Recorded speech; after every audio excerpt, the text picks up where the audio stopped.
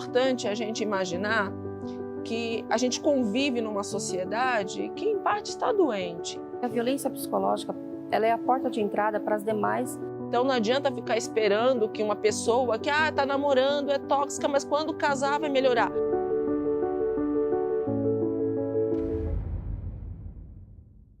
Olha a importância da gente cuidar da nossa qualidade de saúde emocional, para que a gente não venha compor as estatísticas negativamente nos dias de hoje. Eu tenho atendido muito na clínica casos de violências e principalmente a questão da violência emocional contra a mulher. Quem convive com uma toxicidade, uma abusividade humana, fica com sequelas emocionais se não tratar isso. A maioria das sequelas são ansiedade, depressão, síndrome do pânico, processos importantes de adoecimento emocional, o estresse pós-traumático, tem gente que tem pesadelos, medo, tem gente que acorda de madrugada se debatendo como se estivesse ainda sendo sufocado pela pessoa que convive. Então, para tratar isso, é necessário passar por uma avaliação, fazer uma avaliação do que está acontecendo com essa pessoa, para que essa pessoa possa conseguir tratar adequadamente. Independente do processo que ela esteja passando, ela conseguir fazer um tratamento adequado ao processo que ela carrega. Eu tenho visto que as pessoas antigamente, elas encontravam um parceiro via internet. Elas utilizavam a internet para procurar um relacionamento afetivo. Só que hoje em dia, as pessoas que são bastante complexas estão nesses relacionamentos afetivos que foram iniciados pela internet também. Então, tem muita gente tóxica, abusiva, que se esconde atrás desses processos virtuais para poder se aproximar de pessoas carentes, emocionalmente frágeis. E isso tem se tornado cada dia maior o processo mesmo das sequelas emocionais. Então, o que a gente precisa aqui entender e as pessoas precisam saber? Que quando você está querendo um relacionamento, você precisa tomar cuidado. Se você quer prevenir uma violência, você precisa observar algumas coisas. Primeiro, nunca escolher uma pessoa por sua carência. Eu sei que muitas vezes as mulheres, os homens querem muito um parceiro. Só que a carência, ela cria bloqueio cognitivo e você não enxerga os sinais. Olá, sou uma inteligência artificial projetada para auxiliá-lo ao longo desta jornada. Estou aqui para fornecer informações, responder suas perguntas e ajudá-lo no que precisar. Juntos, vamos explorar e aprender ao longo dessa história. A inteligência artificial e a tecnologia são aliadas poderosas na segurança das mulheres contra a violência, oferecendo soluções como aplicativos de emergência, sistemas de reconhecimento facial para identificar agressores e dispositivos de IoT para acionar alertas. Essas ferramentas proporcionam suporte rápido e eficaz, aumentando a proteção e prevenindo casos de violência. Nos últimos tempos, principalmente nos últimos 4, 5 anos, a gente tem percebido um aumento no número de registros de boletim de ocorrência de violência contra a mulher. Isso significa que as mulheres estão sofrendo mais violência? Não. Quando a gente analisa dados, principalmente de locais como, de instituições como a ONU Mulheres, Instituto Patrícia Galvão, próprio Fórum Brasileiro de Segurança Pública, a gente sabe que a violência contra a mulher é um dos crimes mais subnotificados que nós temos. Então, a partir do momento que esses números de registro, eles aumentam, nós entendemos que essas mulheres estão mais informadas dos seus direitos, do que é violência, quais são os tipos e as formas de violência, e por isso mesmo elas passam a buscar a polícia especificamente, justamente também por confiar mais na instituição. A gente tem visto, graças a Deus, algumas saídas, alguns aplicativos, algumas estruturas de rede social que têm começado a sinalizar mais. Hoje a gente tem muito mais informação, muito mais acesso e alguns aplicativos, eles oferecem a possibilidade do pedido de auxílio. Eles oferecem dispositivos, por exemplo, para você colocar numa bijuteria, num brinco, num colar, num relógio, para que você possa pedir ajuda Quando você aperta esse dispositivo que está próximo a você com algum utensílio que você esteja carregando, uma pessoa da sua família em seu celular recebe essa informação, que é um pedido de alerta, de socorro. E essa pessoa pode acionar a polícia, por exemplo, ou comparecer até o local onde essa pessoa está. Existem dispositivos de localização que mostram onde essa pessoa está, caso ela esteja sendo sequestrada emocionalmente e também fisicamente sobre esse agressor ou agressora.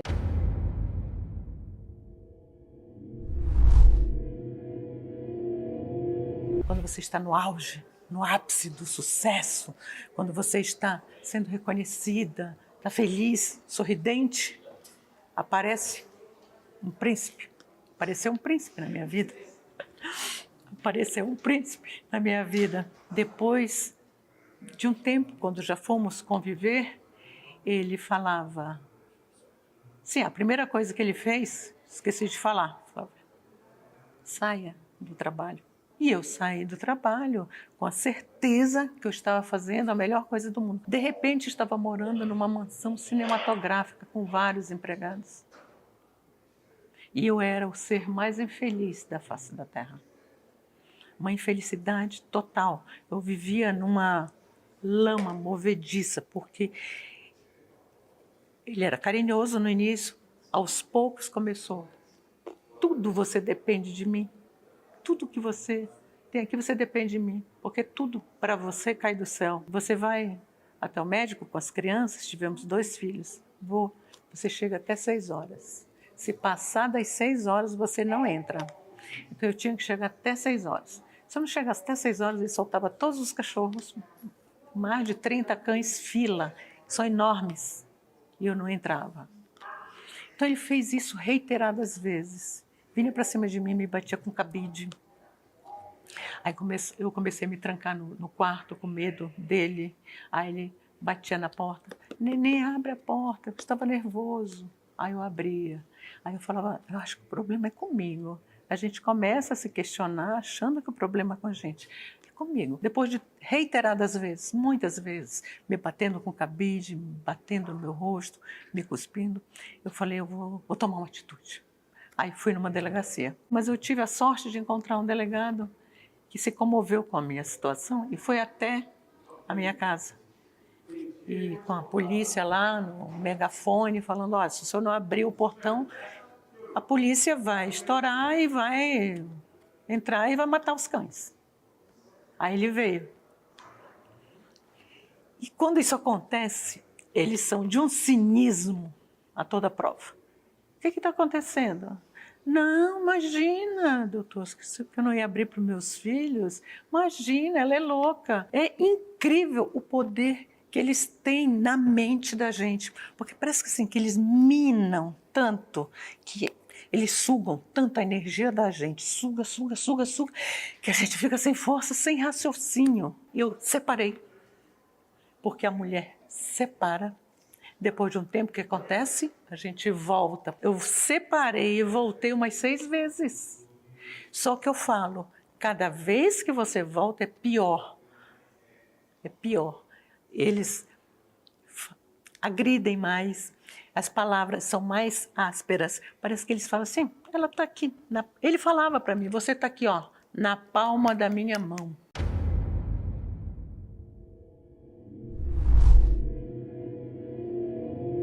Fui casada em 1978. Só morei 4 anos com meu esposo, porque ele era muito bravo, um pouquinho ciumento, sei lá. E ele, desde o primeiro dia, já começou com agressões, né? Aquela que é tipo... um tapinha daqui, outro tapinha de lá, depois virou um soco e foi indo, né? Ele me pegou no pescoço e me jogou no chão. Eu tenho até uma foto lá na Assembleia Legislativa com essa... Assim, né? Ele me enforcou, largou lá no chão e falou assim. Quando eu estava assim, sem ar mesmo, ele me soltou. Aí ele falou, eu escutei ele falar para a vizinha, pega esse lixo aí e leva pro médico.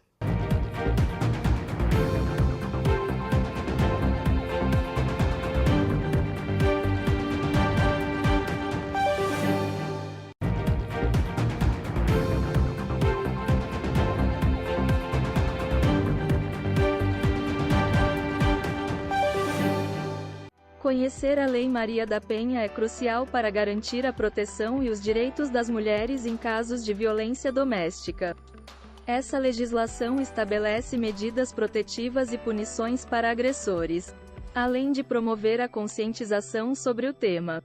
Entender seus direitos e recursos legais é fundamental para combater a violência de gênero e promover a igualdade e a segurança das mulheres. Nesses quase 8 anos que eu atuei em Delegacia de Defesa da Mulher, era muito comum que mulheres chegassem na delegacia objetivando um boletim de ocorrência que tivesse como pano de fundo a Lei Maria da Penha. E nem sempre todos os casos se encaixam na Lei 11.340. Ela é de 2006, é uma lei relativamente recente, uma lei que vem constantemente sofrendo aprimoramentos. Então, todos os anos a gente acaba se deparando com alterações legislativas que visam o aprimoramento dessa lei. Mas, de uma forma geral, ela já é uma lei muito boa, muito robusta. Então, ela traz mecanismos de proteção a essas vítimas que são extremamente eficientes. A Lei Maria da Penha protege mulheres vítimas de violência doméstica, oferecendo medidas como afastamento do agressor, proibição de contato e acesso a serviços de apoio. Ela também criminaliza agressões físicas, psicológicas, sexuais e patrimoniais. É importante denunciar casos de violência e buscar ajuda para garantir a aplicação eficaz dessa lei. Muitas mulheres acabam não procurando a delegacia para fazer registro porque elas associam o crime contra a mulher, a violência contra a mulher, a uma violência física. Então é muito comum a mulher achar que ela só foi vítima de um crime quando esse crime foi uma violência física, um empurrão, um chute, um puxão de cabelo. Muitas mulheres ficam anos sofrendo violência moral, violência psicológica e não procuram a polícia, porque acham que aquilo não faz parte de um contexto de violência maior, que não é digno de registro. A Lei Maria da Penha, ela prevê 5 formas de violência, né? A violência física, a violência psicológica, a violência sexual, a violência patrimonial e os crimes contra a honra da mulher, né? A violência moral para a Lei Maria da Penha, ela é aquela em que o agressor ele pode ofender a honra dessa vítima, por exemplo, seja praticando uma calúnia, uma injúria ou uma difamação. Então, trazendo para uma forma mais simples de se compreender, são os xingamentos. É dizer que ela não serve para nada, xingar com nomes pejorativos aquela mulher. A violência patrimonial, ela pode ir, por exemplo, desde a quebra de um aparelho celular por um motivo de ciúme, não quero você falando no WhatsApp, vai lá e quebra esse aparelho. Ou até a violência patrimonial no sentido de tolher a vítima de acesso aos bens familiares. Então essa vítima, ela não sabe quanto tem de rendimento familiar ali. Às vezes ela até trabalha, mas todo o salário dela tem que ser colocado numa conta que ela não tem administração. Ou ela não trabalha fora, ela colabora cuidando do lar e das crianças e não tem acesso nenhum ao dinheiro, fica completamente dependente desse agressor. A violência sexual, ela também passa por um tabu muito grande para que as mulheres denunciem, porque existe ainda um pensamento muito arraigado a uma sociedade patriarcal em que nós ainda estamos vivendo, em que existe essa predisposição das pessoas a acharem que a mulher ela tem obrigação, por exemplo, de manter relações sexuais com um companheiro, com o marido dela. Então nós temos casos de mulheres que foram estupradas por diversas vezes pelo seu marido, pelo seu companheiro, pelo seu namorado, e que nunca noticiaram isso, porque na cabeça dela aquilo era normal porque ela aquilo fazia parte do seu ambiente doméstico. Esse cenário que eu falei do companheiro, do namorado, do parceiro retirar o preservativo sem o conhecimento ou anuência da vítima, isso configura crime. Tem um nome em inglês até que se chama stealthing, que é essa questão da fraude, de você retirar o preservativo sem o conhecimento da parceira. É uma prática, infelizmente, muito comum, mas que pouco se fala a respeito, muitas pessoas nem sabem que isso configura crime e configura. Quando essa mulher está machucada ou ela foi vítima de violência sexual, ela tem que comparecer ao IML para fazer o exame de corpo de delito. É muito importante que elas façam esse acompanhamento no IML, que elas passem no IML, porque é dali que nós vamos tirar provas para o processo, para uma eventual condenação desse agressor, né?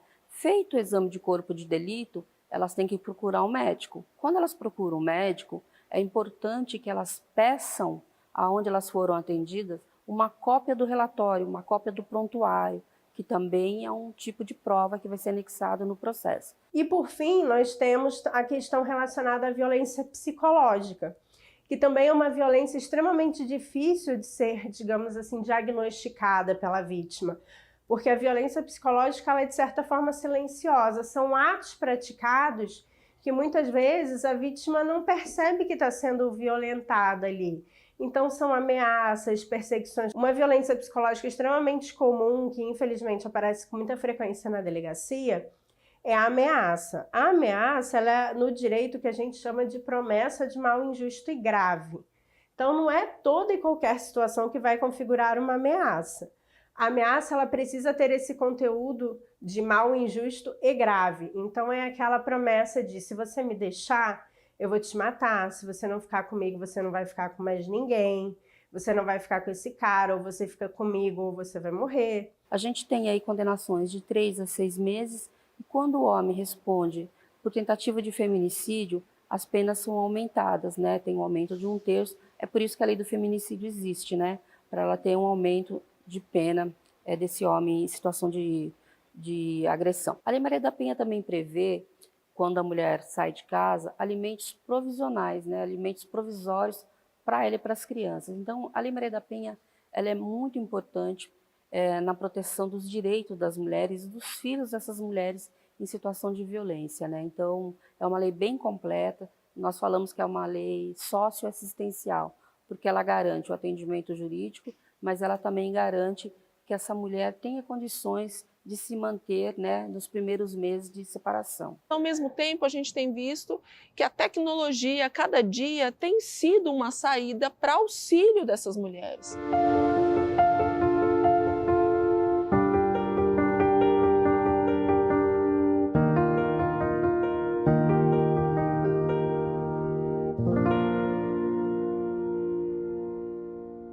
A Justiceiras ela é uma plataforma virtual, né, para ajudar as mulheres em situação de violência. Ela surgiu durante a pandemia, porque as mulheres não podiam sair de casa e buscar ajuda. Então, a doutora Gabriela teve a ideia, né, de criar o projeto Justiceiras, que reúne advogadas, psicólogas e assistentes sociais, né, para ajudar as mulheres. Dentro dos grupos do Justiceiras, nós ajudamos as mulheres a solicitar medida protetiva, a pedir o afastamento do agressor e elas também têm acompanhamento psicológico durante um período, porque as mulheres que sofrem violência, elas têm muitos traumas, né? Tem orientação jurídica do processo, guarda dos filhos, divórcio e também nós temos assistentes sociais, né? Que vão trazer demandas com relação a benefícios, a LOAs, né, para as crianças com deficiência, ou mesmo a mulher quando tem a deficiência, e encaminhar essa mulher para a rede. Muitas desconhecem, né, que elas podem buscar ajuda no posto de saúde, podem buscar ajuda no CREAS. Então, o Justiceiras ele faz esse encaminhamento das mulheres para a área de moradia delas. Quando as mulheres procuram o projeto, nós encaminhamos elas para fazerem um boletim de ocorrência, que é o primeiro ato que ela deve fazer assim que ela sofrer uma agressão, né? Segundo ato, solicitar medida protetiva, que é muito importante que elas solicitem as medidas protetivas de urgência. Hoje o estado de São Paulo é o estado do país que tem o maior número de delegacias de defesa da mulher. De todo o país, a gente tem a maior rede de atendimento à mulher aqui. Então, ela tem essa opção de procurar uma DDM, uma Delegacia de Defesa da Mulher. Algumas funcionam 24 horas, outras não, a depender da localidade.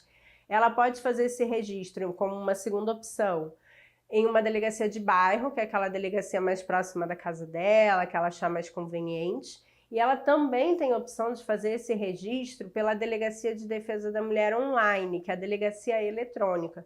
Então, pelo site da Polícia Civil do Estado de São Paulo, ela consegue fazer esse registro online, inclusive solicitando medidas protetivas de urgência. O sistema permite que ela suba, junto com o boletim de ocorrência que ela vai registrar, prints de conversas ameaçadoras, prints de ofensas, fotos das agressões que ela sofreu. Hoje já há uma procura muito grande pelo registro eletrônico, até porque, de certa forma, ele facilita que a vítima não precisa se deslocar presencialmente até a delegacia em um primeiro momento. Olha, o boletim online, ele é muito fácil, né?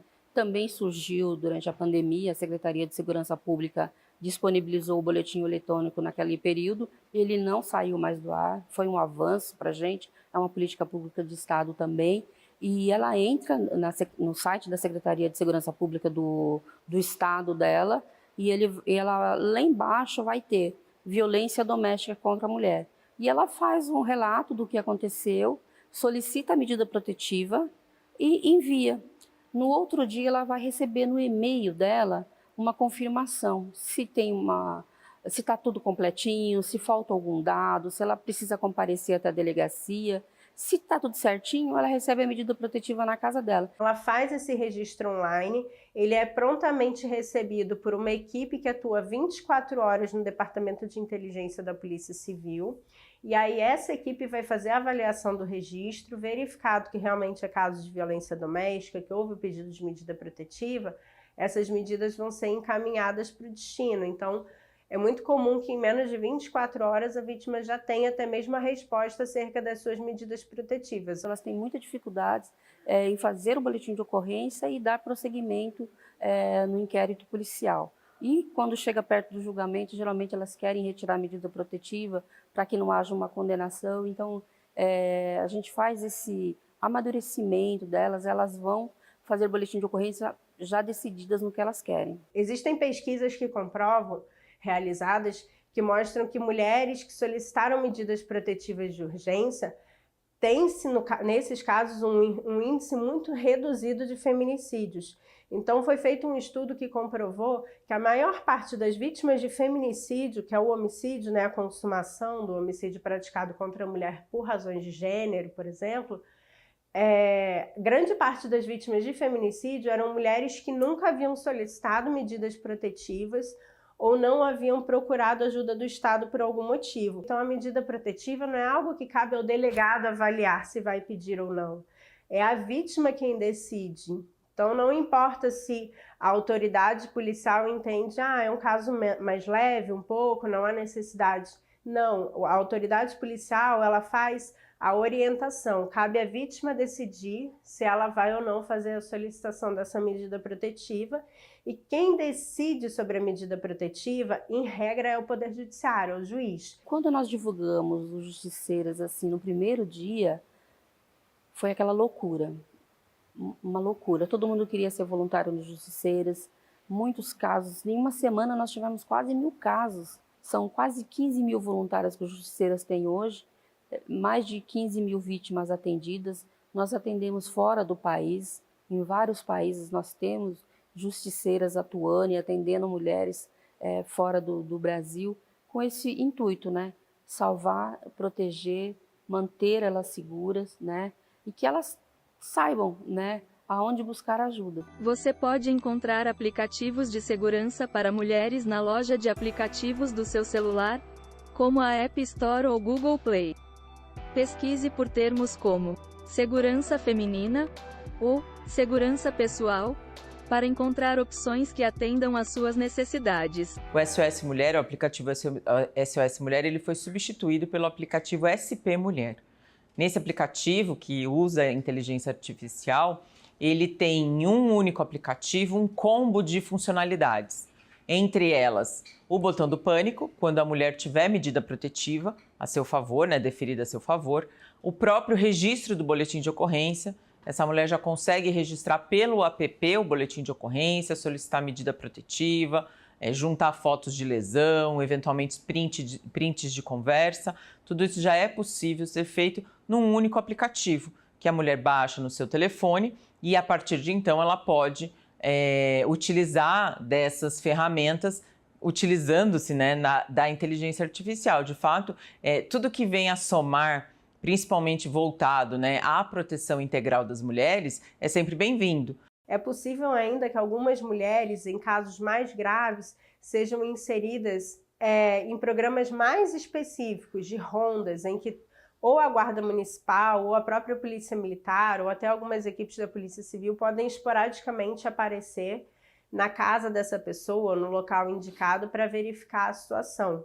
Então, normalmente existem equipes especializadas, como a Ronda Maria da Penha, por exemplo, a Patrulha Maria da Penha, que com frequência vão à casa dessas mulheres que têm medidas protetivas para verificar se essas medidas realmente estão sendo observadas. Além dos aplicativos, nós temos alguns gestos que podem indicar também que você está em perigo. Então, você tem o gesto que você pode riscar um X em vermelho para ser um pedido de socorro. Você pode também fazer esse movimento se você estiver sendo maltratado ali por alguém, sendo arrastado por alguém. Isso daqui é um pedido de socorro. Então, tudo isso está sendo estudado como uma forma de você poder ser retirado dessa situação. A gente tem uma lei importante em São Paulo, no Brasil, né, que ela se tornou lei federal agora, que é a lei dos bares e restaurantes, que eles têm que garantir segurança para a mulher que esteja numa situação de perigo. Hoje em dia tem treinamento para os profissionais que trabalham na área de alimentação identificar quando existe uma relação abusiva e chamar a polícia. Então, o cardápio de muitos desses lugares, inclusive, tem já lá descrito pratos que são específicos para pedido de socorro. Então, quando a mulher ela pesquisa e ela vê quais são esses nomes, está no meio lá, disfarçado no meio do cardápio, ela vai pedir para a pessoa que atender ali, o garçom, falar, olha, eu quero prato tal. O garçom já está preparado para entender que aquele prato é um pedido de socorro. Com relação aos condomínios, aos porteiros e síndicos, que também eles têm que fazer denúncias de violência contra a mulher. Nós tivemos um caso essa semana, eu tive um caso essa semana, que a vizinha escutou a vizinha de frente ser agredida. Ela chamou a polícia. Quando a polícia chegou, como não havia mandado e não havia solicitação da vítima, eles não puderam subir até o apartamento. E o síndico se recusou a autorizar a entrada dos policiais. Aí o que nós tivemos que fazer? Mandar uma cópia da legislação para que ele autorizasse. Ele fez a denúncia, o síndico fez a denúncia para que os policiais pudessem subir e verificar se estava tudo bem com aquela mulher. O que nós precisamos é levar informação a essas mulheres para que elas consigam, de fato, pedir ajuda, denunciar, e aí a gente consegue utilizar aí todas as ferramentas e todo o trabalho que é possível pela polícia, pelo Poder Judiciário, Ministério Público, Defensoria Pública. É importante ter palestras sobre o assunto nas escolas. É muito comum quando a gente vai falar sobre esse tema em escolas, que ao final vem alguma criança reportar, olha, na minha casa acontece isso, já vi minha mãe passar por isso, ou a própria adolescente já passa por uma situação de violência com o namorado. Nós somos vítimas, nós não temos que nos envergonhar. Dê o primeiro passo, é só apertar um botão, é só acionar ali, é tão fácil. Eu não tinha essa facilidade, imagina se eu tivesse essa facilidade toda. Que a mulher saiba caminhar, que amanhã ela não entre em um novo relacionamento abusivo, que ela de novo não caia dentro de um casamento que vai minar a saúde mental dela, que vai dilapidar o patrimônio, que ela seja vítima de abuso sexual.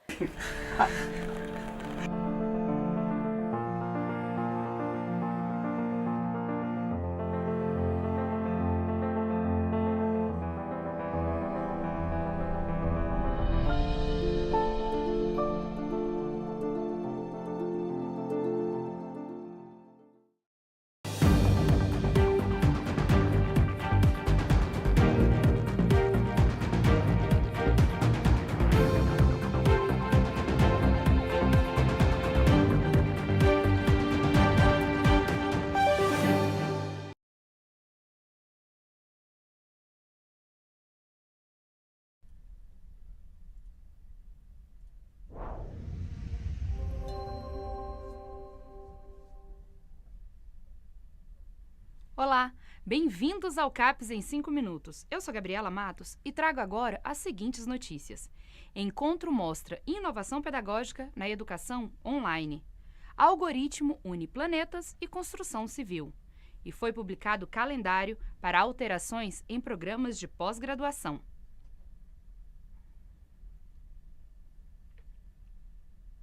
A CAPES divulgou a lista dos 99 brasileiros que se inscreveram para o programa Leitorado, O resultado preliminar deve ser publicado até 14 de dezembro e a avaliação e indicação dos leitores escolhidos pelas instituições de ensino superior acontecem até janeiro de 2023. O leitorado é executado em parceria com o Ministério das Relações Exteriores. Por ele, leitores brasileiros são enviados a universidades estrangeiras para difundir a língua portuguesa e dar visibilidade à literatura, à cultura e aos estudos nacionais. Saiba mais sobre a ação e acompanhe o processo seletivo pelo site gov.br/CAPES. Também foram publicados documentos de outra seleção. Dessa vez, foi o Programa de Desenvolvimento da Pós-Graduação Pós-Doutorado Estratégico. Quem traz informações para nós é o repórter Anderson Andrade. A CAPES divulgou a relação dos 618 projetos aprovados para participar do Programa de Desenvolvimento da Pós-Graduação Pós-Doutorado Estratégico. A lista engloba propostas de todo o país, sendo 170 do Nordeste, 61 do Norte, 85 do Centro-Oeste, 172 do Sudeste e 130 do Sul. O objetivo é fortalecer o Sistema Nacional de Pós-Graduação a partir dos programas de pós-graduação estrito sensu, acadêmicos emergentes e em consolidação, além de aperfeiçoar a formação de jovens doutores pela atuação no ensino e na pesquisa. Serão concedidas até 1.236 bolsas de pós-doutorado, 2 por projeto, a doutores que receberam o título há no máximo 5 anos. O investimento total pode ultrapassar os 150 milhões de reais. A iniciativa da CAPES é parte da reformulação da política de concessão de bolsas de pós-doutorado no país e contribui para o aumento da eficácia na formação de mestres e doutores. Atualmente, a CAPES concede 3.144 bolsas de pós-doutorado no país por meio de programas estratégicos já em execução ou com editais publicados para a seleção de projetos. Esses benefícios fazem parte das ações criadas a partir de 2020. A essas bolsas, somam-se as 1.549 ainda ativas no Programa Nacional de Pós-Doutorado. No próximo dia 23 de novembro, a Associação de Educação à Distância dos Países de Língua Portuguesa realiza a 2ª edição do Seminário Jovens Investigadores. O encontro vai divulgar projetos de investigação na área de educação digital, à distância e em rede. Um dos objetivos é compartilhar reflexões sobre as inovações pedagógicas na educação online. As inscrições são gratuitas e o formulário está disponível no site da CAPES, que representa o governo brasileiro na associação. Lá no site também podemos saber mais sobre pesquisas feitas com o apoio da Fundação. Hoje vamos conhecer o trabalho do engenheiro Alan de Medeiros Martins, da Universidade Federal do Rio Grande do Norte. Um algoritmo desenvolvido por um bolsista da CAPES tem sido utilizado para solucionar um problema recorrente na construção civil. O programa, porém, foi criado na Suíça, com outra finalidade: buscar planetas fora do sistema solar como parte de um projeto mundial, o Near Infrared Planet Searcher. Ao chegar no Brasil, 2 anos e meio depois, me surgiu uma demanda, né, de um projeto para a construção de um equipamento para medição de recalque de construção civil. Que recalque é quando você tem 2 colunas que, né, uma afunda um pouquinho em relação à outra, tem que medir esse afundamento. A medição de recalque é tradicionalmente feita com teodolito, um instrumento que precisa ser colocado em um tripé, bem ajustado e calibrado e com a presença de uma pessoa no local. A solução veio para automatizar esse processo com o desenvolvimento de softwares. O software principal, que é o software que pega as medidas dos sensores do dispositivo, né, do equipamento, inclusive um equipamento pequeno, simples, esse é o equipamento aqui, né? Então ele tem vários sensores aqui acoplados e as medições que a gente faz nesse sensor, elas têm que ser transformadas em recalque. E o algoritmo que transforma essas medições em recalque é o algoritmo que a gente usou, que a gente trouxe lá do MIPS. Tudo isso é levado em tempo real a uma tela de computador, evitando erros na medição. Recalque é o deslocamento de uma coluna em relação à outra. Então, a gravidade disso aí pode vir desde você ter uma pequena rachadura ou uma falha estrutural pequena, corrigível, né, entre uma coluna e outra, a uma catástrofe e você afundar muito uma das colunas e o prédio ia ruir. A demanda surgiu de uma empresa que já utiliza a tecnologia. O pesquisador já fez o pedido de depósito de patente, que está em análise.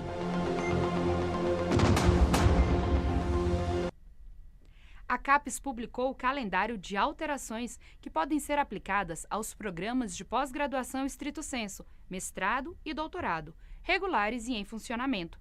Os pedidos de alteração podem ser feitos até o dia 20 de janeiro de 2023. Após o recebimento das propostas, a Diretoria de Avaliação da CAPES fará análise técnica até o dia 24 de março e, em seguida, a proposta será submetida à área de avaliação correspondente para análise de mérito, o que deve acontecer até 30 de junho de 2023. A publicação dos resultados deve ocorrer até 24 de julho. Confira os detalhes no documento e todas as ações da Fundação lá no site da CAPES. Acompanhe a íntegra e os arquivos de todas as nossas matérias também em nossas redes sociais. Até mais!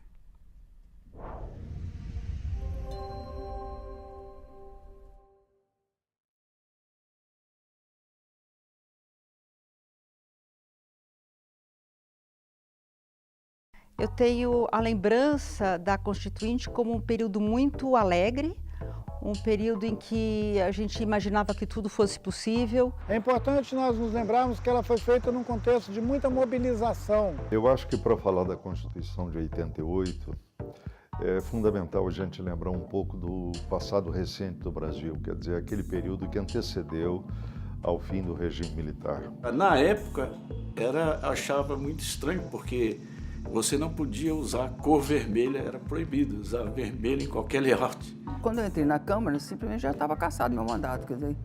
Então eu fui cassado assim, sem nem tomar posse. Quase todos fomos cassados, perdemos 10 anos de direitos políticos, a minha carreira de professor foi interrompida. O meu exílio foi provocado por uma acusação de que eu estaria difundindo notícias falsas sobre tortura.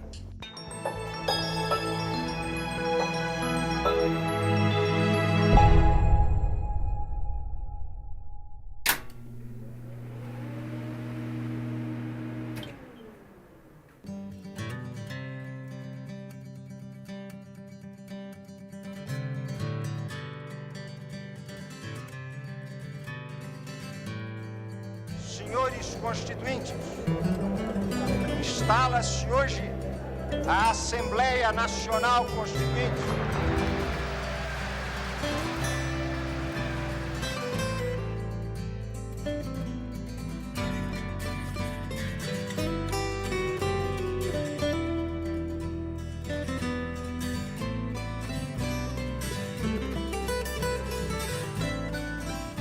Declaro promulgada o documento da liberdade, da dignidade, da democracia, da justiça social do Brasil. Que Deus nos ajude, que isto se cumpra.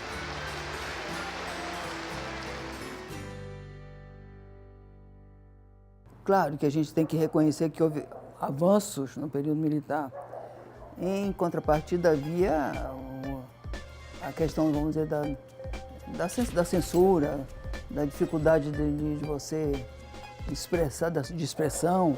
Isso tudo era muito ruim. Claro que tudo na vida tem um lado bom e um lado ruim. O lado ruim da Revolução era exatamente essa perseguição que eram contra, esse regime de férreo, enfim, era o lado ruim. Agora, houve avanços e quem estava na arena pôde fazer muito pelo seu estado, como foi no meu caso.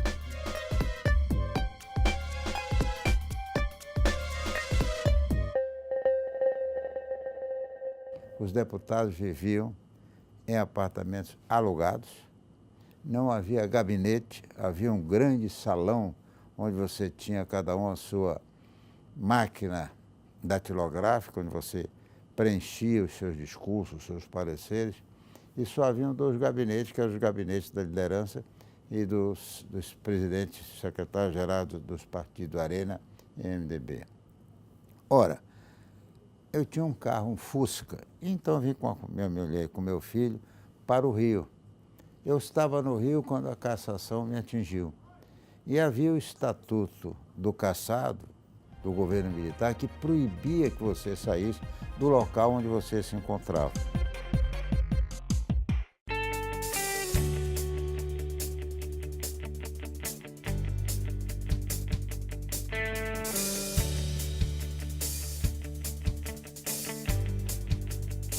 Foi uma euforia geral, a gente estava envolvido muito com o trabalho, logo chegou a montagem do Jornal da Constituinte, né? Ele era discutido as questões no Senado e na Câmara, e isso vinha descrição dos debates lá no jornal.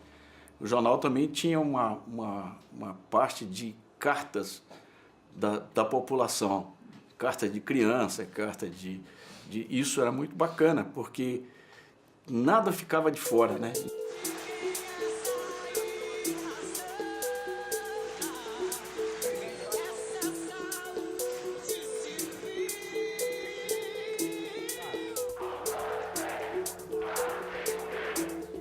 Sem dúvida, a pressão popular foi um dos elementos, e um elemento muito relevante, que levaram a muitas das decisões referentes, o que foram refletidas, né, na Constituinte. Isso sem dúvida nenhuma. Há questões mais técnicas, né, relativas a artigos ou fatos específicos que foram refletidos, mas sem dúvida nenhuma, muito do que era o anseio da sociedade foi refletido na Constituinte. A participação popular foi muito intensa ao longo de todo o início da década de 80. Houve o movimento das diretas, né? Houve o movimento da Constituinte, que foi amparado, houve, enfim, uma participação popular muito grande na eleição pelo colégio eleitoral, que era um processo indireto, e de repúdio a certas coisas que aconteceram, como, por exemplo, o cerco ao Congresso durante a votação da emenda Dante Oliveira. Então, o país estava bem, com as suas elites bem politizadas e muito bem intencionadas. Havia um esforço coletivo na construção desse conjunto normativo, desse arcabouço que iria desaguar no Brasil livre que nós temos hoje, né? Em relação a essa participação, eu acho que dois aspectos devem ser destacados. De um lado, a população brasileira se movimentou. Pessoas muito simples, que escreviam com dificuldade, encontravam qualquer folha de papel e escreviam as suas cartas e os seus bilhetes para os parlamentares. Os arquivos da Câmara e do Senado guardam esses documentos. São milhares e milhares de manifestações de homens e mulheres comuns, sugerindo, solicitando, defendendo determinados pontos de vista para que fossem incorporados na Constituição. Esse é um lado da questão. O outro aspecto é aquele que eu chamaria da sociedade politicamente organizada. O que existia antes para poderem, inclusive, dialogar, né, com as gerações mais velhas, da qual eu faço parte, algumas questões. É necessário um conhecimento, porque essa geração mais antiga, né, da qual eu faço parte, ela possui uma experiência, não digo nem boa nem ruim, mas possui uma vivência, e eu acredito que muitos jovens não tenham muito conhecimento sobre como era o dia a dia, né, enfim, debaixo da censura.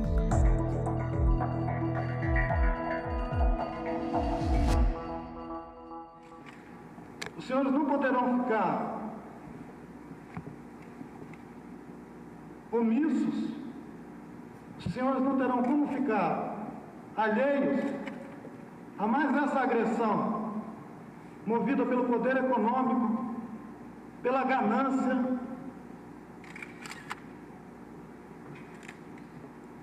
pela ignorância do que significa ser um povo indígena. Naquele momento em que eu falei no plenário da Assembleia, e as pessoas pensam que eu tinha um mandato, né, um mandato parlamentar. Na verdade, eu estava ali com o que seria a expressão da cidadania, e nesse caso de uma cidadania específica, que é a dos povos indígenas. Foi assim que eu tive assegurado o meu direito de fazer aquela intervenção, e achei que a melhor maneira de ser percebido não era fazendo um discurso, mas era levando aquele gesto de protesto, né, pela violência e pelo desrespeito que o Congresso estava tendo com os direitos indígenas, e que historicamente sempre marcou, né, a relação da política do Estado brasileiro com as sociedades indígenas.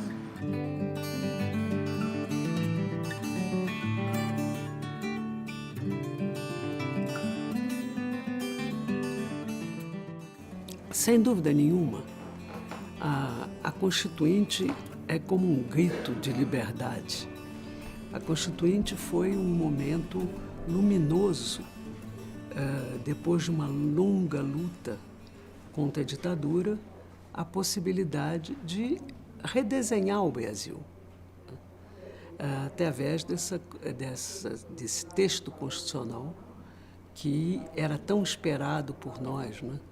E que trazia, entre outras grandes vantagens para o povo brasileiro, trazia exatamente a afirmação do direito de expressão.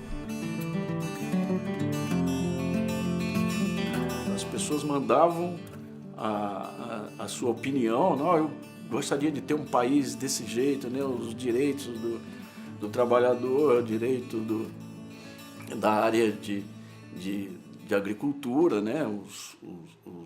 Os produtores, né? Então, isso daí foi influenciando a gente, que a gente lia algumas dessas cartas, e lia também alguns projetos que eram voltados para cada, né, tipo de classe, né? Tanto os índios, essa parte dos índios, eu montei essa página, né? Porque chegava a matéria, as imagens para a gente, as fotos, e chegava o texto que você tinha que ir colando esse texto, né? Na época era meio, não tinha o computador ainda, então era tudo meio ainda manual, né? Em cima de uma prancheta. A Constituição de 88 reconheceu aos povos indígenas um direito que não tinha que ser disputado. A Constituição estabeleceu que o Brasil tinha que reconhecer esses direitos históricos dos povos indígenas. E foi um avanço muito importante, porque ele cessou a perspectiva de que os índios tinham acabado. E hoje nós somos o alvo de uma agressão que pretende atingir, na essência, a nossa fé, a nossa confiança de que ainda existe dignidade. As ditaduras não existem sem a restrição à imprensa. É por isso que elas são inimigas da liberdade de imprensa, né? Só agora é que nós estamos começando a entender qual era a imbricação que havia entre os chefes de Estado do Brasil e as autorizações para execuções de presos políticos. Isso aconteceu agora, faz um mês. Então, assim, há muito por desvendar ainda de um período em que a informação era um bem que o regime não tolerava, né? Agora, depois disso, houve um período houve uma certa distância no tempo, até que a sociedade conseguisse, logo depois da assunção do Sarney, montar aquela Constituinte para escrever essa Constituição de 1988. Quando houve a Assembleia Nacional Constituinte, se deu lugar ao reencontro. E neste reencontro, é preciso ressaltar que todas as constituições anteriores, oriundas de Assembleia Nacional Constituinte, Constituição da República, Constituição do Império, Constituição do Golpe Militar de 30, Constituição de 30, que deu a Constituição de 34, a Constituição de 46, todas elas foram feitas, foram realizadas, foram produzidas com esboço prévio.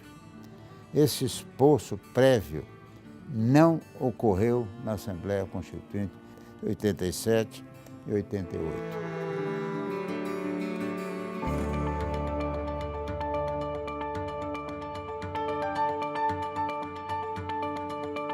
Começava o processo de redemocratização do Brasil.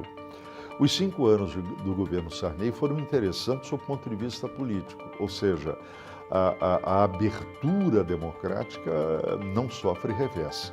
Em compensação, sob o ponto de vista econômico, uma tragédia, até porque refletia o cenário mundial em que a dívida externa atingia uma dimensão dramática, se tornando impagável.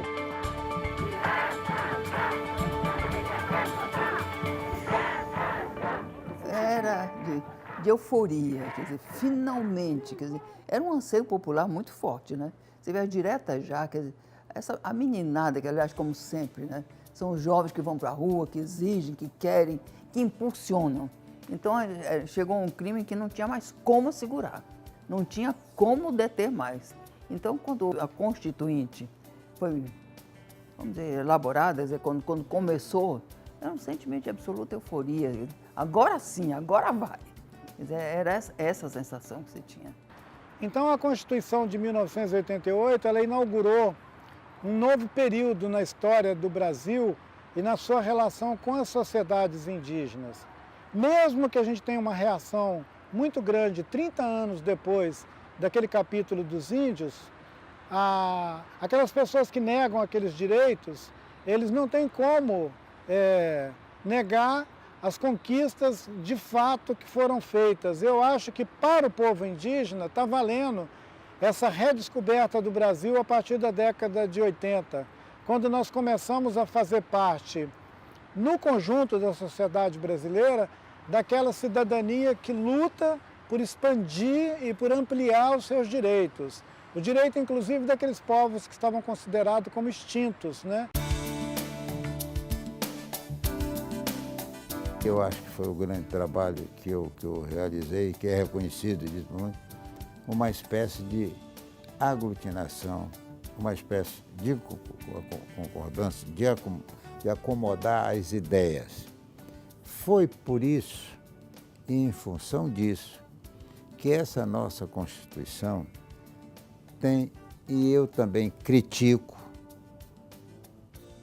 artigos que são infraconstitucionais, que não deveriam estar ali.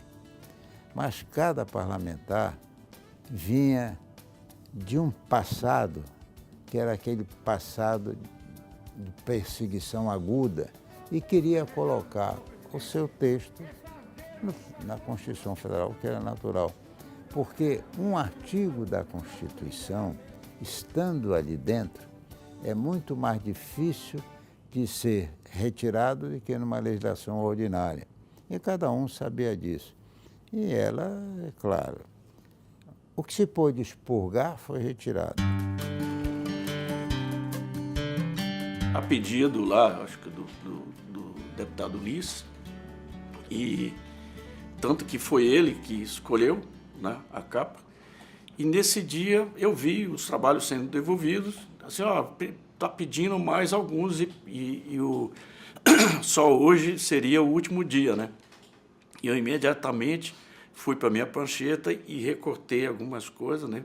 Já tinha mais ou menos a ideia, né, preconcebida, né, na minha cabeça. Eu sabia que eu queria uma coisa nova e o símbolo que eu explorei foi a própria bandeira. Eu não queria criar nada diferenciado daquele símbolo maior que unia todas as classes sociais do país, que era o símbolo do país.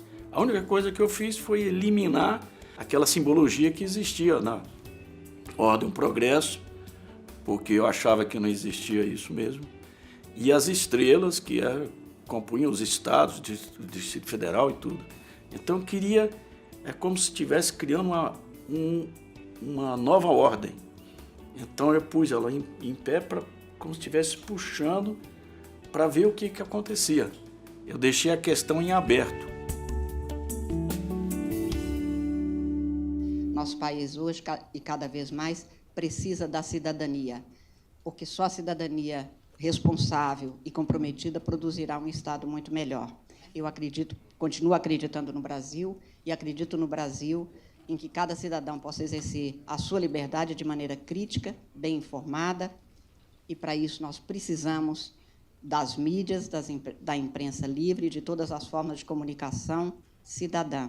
A liberdade é diferente porque como é que nós tínhamos antes da Constituição, na época da ditadura? O que nós tínhamos? Nós possuímos censores, pessoas que ficavam dentro das redações e que, analisando matérias, permitiam ou não que alguma coisa fosse publicado. Hoje em dia não, nós temos algumas formas de censura que ainda que não se chamem censura, ainda que se revistam de outras funcionalidades, acabam por censurar também a imprensa. Os grandes jornais, a própria Associação Nacional de Jornais, sempre trabalharam para o estabelecimento total da liberdade de expressão, sem dúvida nenhuma. E os jornais tiveram uma participação bastante grande na abertura política como um todo, e também nos debates que se estabeleceram por ocasião da Constituinte. Quem diz liberdade de imprensa diz democracia e Estado de Direito. Essa liberdade fundamental está hoje bastante ameaçada pelas repetidas agressões sofridas por jornalistas e pelas constantes tentativas de censura à liberdade de expressão que emanam hoje da própria sociedade, uma sociedade polarizada e insegura frente a transformações que nos deixam a todos perplexos. Eu considero um dos principais desafios da atualidade entender e nos posicionarmos em relação aos riscos para a liberdade e a democracia de um mundo virtual que se expande sem regras e sem limites. E como eu não posso nomear cada um dos jornalistas aos quais eu sou grata como servidora pública, especialmente, como disse, quando deixei a presidência do Tribunal Superior Eleitoral, de uma forma especial por ter ocupado cargos que dependiam da imprensa livre, para que eu pudesse levar a cabo da maneira mais correta possível os trabalhos que eu precisava de realizar e de fazer com que dessem certo. E sem a imprensa livre, a justiça não funciona bem, o Estado não funciona bem. Na Constituição de 88, foi a primeira vez em que a censura, por 2 oportunidades na Constituição, ela foi proibida. Então, antes, o que se tinha era permitida a liberdade de expressão nos termos da lei. Então, sempre tinha uma pegadinha que fazia com que, de algum modo, ela pudesse não ser plena, mas em 88, que definitivamente ficou proibida qualquer forma de censura, qualquer lei que venha estabelecer qualquer cerceamento ou restrição à liberdade de imprensa. Então, ela foi realmente decisiva nesse aspecto. Eu diria que as novas gerações são, obviamente, adeptas da liberdade, isso sem dúvida nenhuma. Agora, talvez a gente precise recordar o que é um regime de exceção, o que é a censura. Talvez essas novas gerações não tenham a dimensão do que foi aquele período e o que é viver sobre repressão. Então, nesse sentido, cabe a nós, os que sabem o que foi o terror desta fase, relembrar e contar a história, né, do que foi, do que significa a liberdade de expressão. Eu não tenho dúvidas de que a juventude é adepta da liberdade e sempre será. Mas um pouco de história também faz parte desse ensinamento, dessa educação para a liberdade.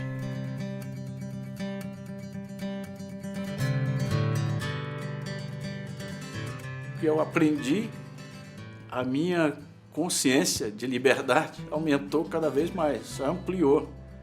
Então, isso daí ajudou também quer dizer, eu sempre tive essa ideia de ter, e depois que eu tive filho e tudo, eu falei, não, eu quero um país melhor para os meus filhos, né? Não só para os meus filhos, mas para toda a geração, né? Você se sentiu num país que você está bem acolhido, né?